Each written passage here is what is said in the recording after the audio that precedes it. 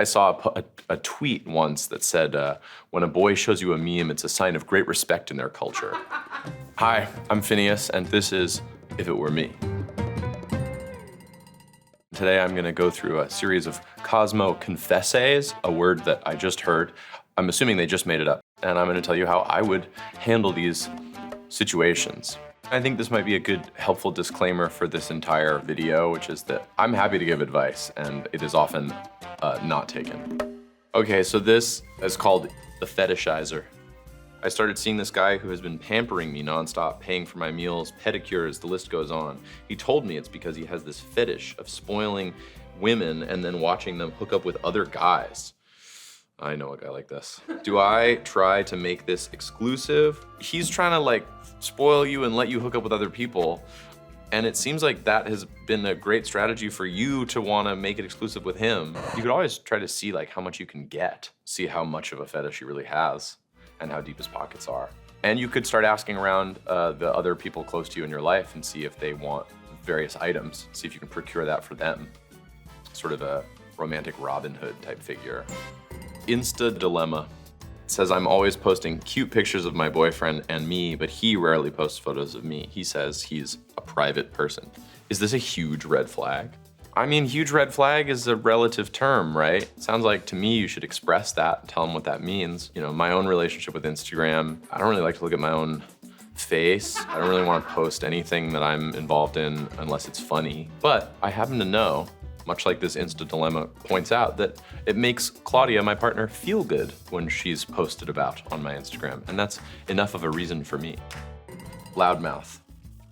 My girlfriend somehow manages to sneeze like an 18-wheeler honking on the freeway, but only in public. Do I call her out on her roaring snout or keep her indoors and alone at all times? Threatening way to end that. Yeah, people coughing and sneezing is infuriating and a sign of weakness and makes me hate everybody whenever they cough or sneeze. So I'm with you on that, but that's a me thing. That's not a them thing. Everybody does it, I do it, but I empathize. Don't keep her indoors and alone at all times. That's super illegal. Cyber Sidechick. My husband just confessed to hooking up with a virtual woman on his VR headset. He claims it's harmless fun, but I don't know how to feel about it. Do I end a marriage over this or let it go? I want specificity, I want clarification. You know, what kind of a confession was this? Was he caught doing it? That must have been embarrassing for everybody involved. Did he sort of just tell you casually? Everything like this is about a conversation that you've had and a boundary. If you feel like this is a boundary that you don't want crossed, you just gotta communicate that boundary and let them respect it or disrespect it. And if he doesn't respect your boundary, then that's on him. A snaky situationship. I jumped into snake-infested waters to impress a guy who won't even call me his girlfriend and nearly broke my foot in the process. He managed to come to my rescue in the end, but I'm not sure if this is going anywhere. Do I risk ruining our situationship by having the talk? So, none of this has anything to do with this situation that you've brought up about the snakes. This is such a strange submission because you're just telling a story about jumping into waters that you claim have snakes in them and breaking your foot. And in this question, you're also saying that you're dating somebody that doesn't want to call you his girlfriend, and they have nothing to do with each other at all. Two separate answers.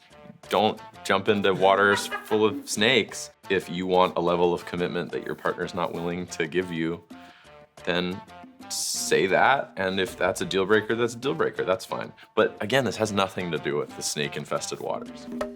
Mr. Comfy Clothes. My new fling's idea of dressing up is basketball shorts and hoodies, even at nice restaurants. I'm a little embarrassed when we go out together, but I really like him. Do I low-key help upgrade his wardrobe or not risk blowing it? To be honest, I don't feel super comfortable in like athleisure. I don't feel comfortable in shorts and hoodies. You'll never see me in a pair of shorts. But again, this is also about like the dynamic that you're trying to have. I'm trying to like present myself in a way that my girlfriend thinks is hot. That's like the big goal. So a little positive reinforcement, get him some nice piece of apparel. You don't have to break the bank, but get him like a pair of slacks and a shirt and then compliment him, be like, wow, you look incredible right now. Like he'll do that again. Everyone is Pavlovian. The man with the memes. I'm seeing a new guy, and on our last date, he proceeded to walk me through every meme on his camera roll for a full hour. Is this a show and tell sesh?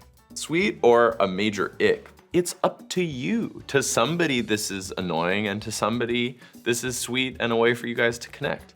If he's showing you stuff that's funny to him and it's not funny to you, sounds like you have different senses of humor, but if they were making you laugh, that's not an ick. You guys are connecting. I saw a tweet once that said, when a boy shows you a meme, it's a sign of great respect in their culture.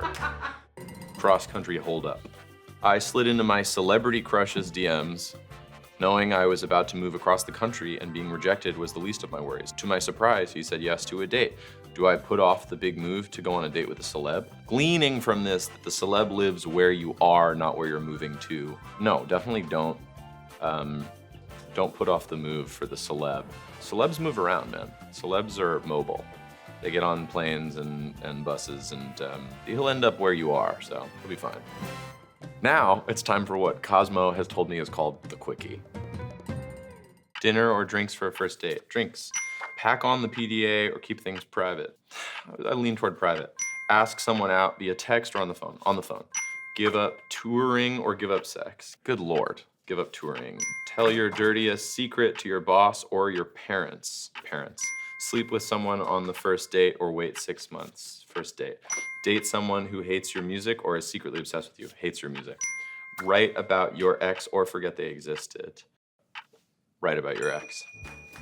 There we go. Nice. Thank you so much for watching this video. This was in an effort to promote an album that I just put out called For Crying Out Loud. If you enjoyed this, there is no guarantee you will enjoy any of the music that I just put out, but I appreciate your time.